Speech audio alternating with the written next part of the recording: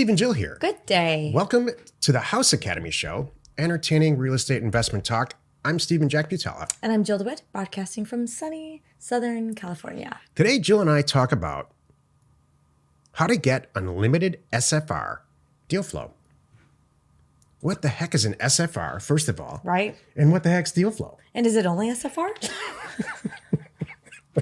you want to define it now? How bad is it that we know what everyone's thinking? I know. An SFR is a single-family residence, otherwise known as a house.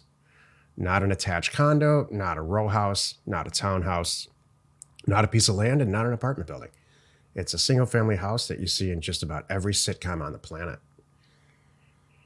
What deal flow is anybody in real estate will ever tell you, if I had better deal flow, I'd be doing more deals. So it means how many quality deals are coming in for your review? Often. Let's say you get to review 10 deals a day, you're doing okay. Yeah. You're busy. Why? Because you're going to pick the two best ones. I just went off on a tangent, by the way. Sorry. You said house. You were talking about the SFR and you just said a sitcom house, and I immediately went to the Brady Bunch house, and I have to tell you why.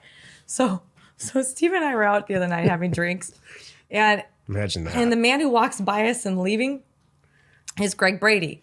It's the actor who played Greg Brady, and I'm like, it's kind of funny. So I'm texting my girlfriend later and said, hey, I saw your friend and Greg Brady. She's like, are they dating? Well, first of all, she said, who's Greg Brady? And I'm like, are you really asking me that? So what I sent her, what made me think about this, talk about where my mind goes. I sent her an image of the Brady Bunch house. I'm like, if you don't know what this house is, then I don't know where you've been under a rock, apparently. So anyway, so she's like, funny. And then her question was, of course, are they dating? I'm like, no. I saw your friend and I saw Greg Brady. They were not together. So do we know this person behind us? No. Okay, all right, just checking. That's kind of funny. Someday it's going to happen. Like we're going to see someone that we know walking behind us, like someone that you know walking behind us. I know it's going to happen. Cute. Anyway, that was funny. Whoever did that, though, I kind of like it. See the humor in it? No. Oh, not 1% funny. Okay. Well, that's why we're together. Why do you think it's funny? Because it's just comical about what really goes on. Come on, that happens on the news shows. You know, the few that have that back there. It's just kind of, I just think it's silly and cute. I'm extremely confident that personality type is not part of our group or a part of our groups. Okay. We'll go with that. Before we get into the topic, let's take a question posted by one of our House Academy members on our online community. It's free. All right. Jeff asks, I'm considering the purchase of a piece of land owned by a company. The woman I spoke to on the phone says she's owner of a company called the Blank Teachers News. Nice. And the only employee. If I'm doing a notary close, what extra documentation do I need to make the deal work right? How does she prove to the notary that she is the company? Also, I have no idea if it's an official company on the books, but it doesn't seem like it. I've searched online. I can't find any record of it. Okay. I'd like to say a couple things, and then I would love to have you actually answer the question. Okay. Because you're like your sales, I'm acquisitions. Correct. And you're really good at this stuff. Okay. Yesterday we had a topic where I had a lot to say about the question and reading and reviewing the educational material before you ask the questions, because most of the answers are in there. This is the opposite. Jeff, this is a fantastic, good question. I see there are a lot of people in real estate, tons of people in real estate, very experienced, have only ever used a notary or a title company, not a notary, a title company or an escrow agent to complete their transaction. They would have the exact same question. Maybe they did 1,000 deals. So this is a great deal. How do you know somebody's a valid signer when they say the owner is XYZ LLC or ABC Family Trust or teachersnews.com? How do you know if they actually own the property? Mm-hmm. Okay, and the interesting is, too, this person's doing a notary close. So they're not going through an escrow company. So let me just get that out of the way real quick first. If they were closing through an escrow company, they would ask for the proper documentation. And that's kind of what you're going to ask for, too. It's the same thing. Maybe the articles of organization and showing that they are the sole member or managing member, whatever it is that you need to satisfy that, like we do with our LLCs. And if you have an LLC, you did this too. And most states, not all, most states have a way that you can check this, that you could go to the state, and it sounds like they try to do this, like ours in Arizona, that you could put in the name of our, one of our Arizona LLCs. It'll pop up. It'll say managing member Jill, managing member Steve. Exactly. It'll have it right there. If not, there should be a board, a state board that you could call and verify that. So for me, that was satisfy it. Again, the articles of organization, they probably have something. I don't know if you want to go so far to ask for an EIN, you could, to cover your rear, just to show that it's, really registered with the state. They have a tax ID number. You're not going to use it, but you could ask for that document to make you feel good. And then I would maybe make that extra phone call to the state, just confirming, I'm looking at this. Are they registered? You could even ask, one thing I haven't done in a while, but it's been asked of from me, is a letter of good standing. You could ask for that as well. And that comes from the state board, and they issue that usually within 24 hours. And it's just a template like, yep, it's a registered entity. And here's their letter of good standing. They're active and dated this date. So entities, there's financial entities that are allowed to own real property. I'll list them real quick. Any type of corporation. Corporations can own property. They can own a metal stamping machine. They can own a car. They can own all kinds of personal property. They're assets. They're classified as assets in that company's balance sheet. And then there's only entities that can hold property. A trust can hold all kinds of property. An individual can hold all kinds of property. So all these entities are valid entities to own, real property or any other type of property. The issue is who can sign for that property? What individual is part of that organization and ranked? We need the document to say Steve can sign for ABC Arizona LLC. Mm-hmm. And sometimes it's one piece of paper, sometimes it's a whole trust. But in all cases, it's not complicated. This should never stop you from doing a real estate deal. It's very mechanical and very simple to get past once you know. Thank you. I'm just gonna voluntarily too take it a step further. That once you have this document, Jeff, it's really for your records and for you to make sure, confirming that you have the right person signing it. It's not something that you need to send in with a deed. So, but keep it for your you want to have that. Should anything come back to you someday down the road, someone wants to get title insurance and they're going back through the chain of title, you can show and prove that you had the right person and it was all perfect as it passed through you. Today's topic, how to get unlimited SFR deal flow. This is why you're listening. Deal flow, deal flow, deal flow. Speaking of the Brady Bunch. Marsha. When I started in real estate, this is a lot of years ago, this is before the internet, before email, before computers really. That's all everybody talked about. Well, you got to get a lot of deal flow. You got to look at a lot of deals. This is, as a broker, as a potential in sales, it's all numbers. You've heard that a million times probably. It's all a numbers game. If I talk to 15 people, maybe one of them will buy my product. If I have talked to 1,000, maybe 10 of them will buy a product, and on and on and on. Any auto dealership or anything that has to do with sales, there's a 3-tier number system like that.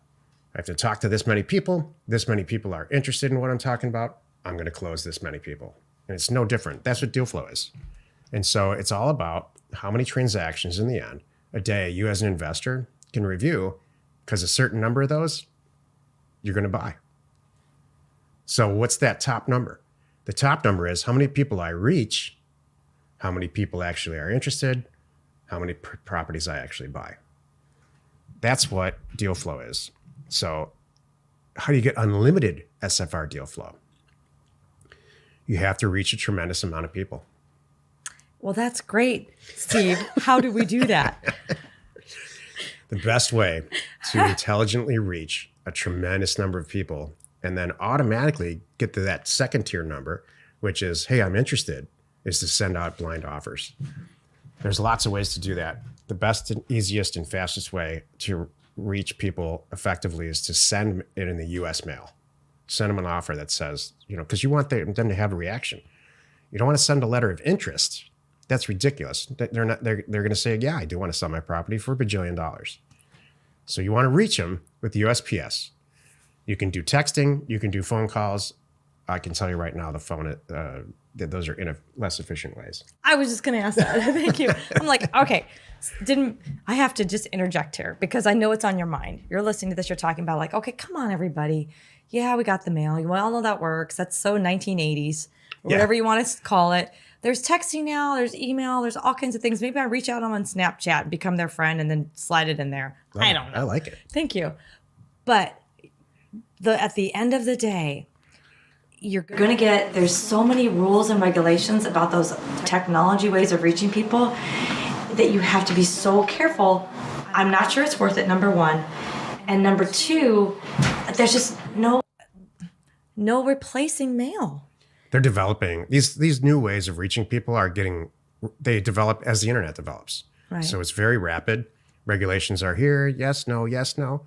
So we have lots of people in our group who use all these types. And we have some people who just send mail.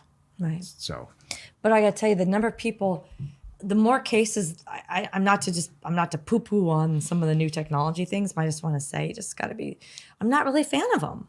I guess that's it.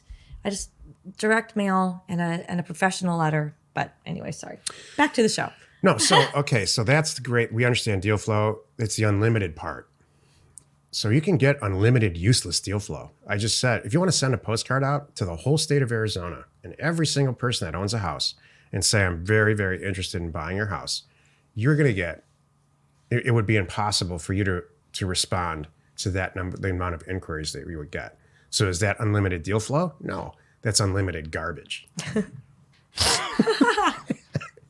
You want to reach a lot of people and a certain predictable percentage in that second tier number to have some real interest that you can actually act on, which is number 3. You want the right people, is what you're saying. That's it. So you've heard us talk about that before. Make sure that there's an offer dollar amount in your offer with the closing. If you really want to look into the details on that, go to offerstowners.com, go to the documents or data documents portion, and all of our templates are there. They're all free, and you can download them and do with what you need. But the real kicker to get real deal flow and get closed deals for SFRs, this is just my opinion, is there's 2 points here. Number one, stay in the same market for a while and establish 2 or 3 fully credible buyers. What's a credible buyer? Somebody who's done a bunch of deals in the market recently, somebody who has the assets and the resources, meaning money and the understanding to do deals, and somebody who understands the business. They understand the value that you're bringing. So that person would look like this. In these 3 zip codes that are probably adjacent to each other, this person's done 22 deals last year successfully, bought them and sold them. They use their own money, or they have a money investor that is, let's say, everybody says unlimited capital. That's not necessarily the case, but $20 or $30 million or some number like that. And they're successfully flipping properties. And then finally, they understand you. They understand that the value that you're bringing, you're off the MLS, you're a wholesaler, you're not greedy, and that you get it. I can't tell you the number of people, specifically with SFRs, not so much land, where they're actually like interior decorators and they don't get Jill. They say, what are you talking about, this house? This is this and this and this. They only want to talk about the pool and some weird stuff instead of like, well, we're delivering this house to you at $89 a square foot, which is way below replacement costs, and it doesn't need that much. You meaning me? I'm delivering it. Yeah, okay. Us. We're delivering this house to you at $89 a foot. That's your cost. Right. Replacement cost is $140. When people start to say price per square foot in single family residence speak, I immediately stop what I'm doing and listen. When they start to say stuff like, this wallpaper is never going to work, that's when I walk away. Right. And in 30 seconds, you can tell whether or not somebody's for real or not, based on window treatments versus price per square foot on the land, especially out here in California. That's how you establish real real unlimited deal flow. That person that you're talking to that understands you is going to say something like, man, if I had 6 of these, I could sell them right now. And we all know how easy that is for us in this group to go find 6 of those at a price that's just then it becomes a numbers game that we've been talking about. And what you just described, I love, because what you're doing is you're building up your buyers list of the right people. So now you take your deal flow to a different level. You're not just throwing out a wide net. Now you're really targeting just say you have these 3 wonderful buyers that you just sourced. Now you know what that guy wants, and what that team wants. And all you're doing is really feeding them deals. You have an established relationship. And this is the best thing, because that means you probably queue up 3 out of the 4 deals you queue up to them, they buy. Because you all know, it's like, we love it. That one had some issues, and you're going to go, great. I'm going to look for that next time. I won't even tee it up for you. And then you talk about winning. What you can do. Volume is great. This is a very telling episode. Now we'll talk about how everybody else does it, and it's wrong. When a renovator, what's the first thing a renovator does when they want to renovate a house? When they get done with a project and they need a new project to work on. They bought a house, cleaned it all up, did what they're going to do, sold it on the MLS, and they got a pile of money, and this is their full-time job now. What's the first thing? I don't know. They go out on the MLS. Okay. Oh, what's on the MLS? Let's look at this. Oh, this is nice.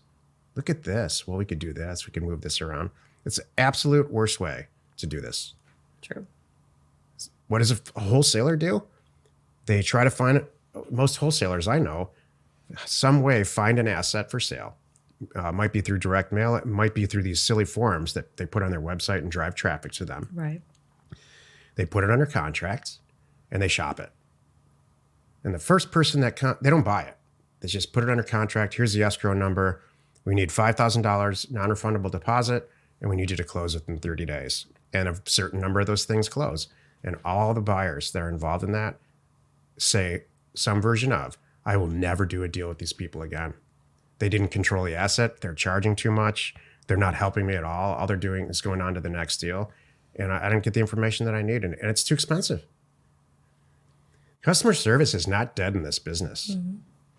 You have to treat these buyers when they're good buyers, like I described, and they want to do business. Treat them with respect and do the deal with them. Make sure they make the money. They'll come back for more. Jill and I get calls every single week from people that we have sold houses to looking for more.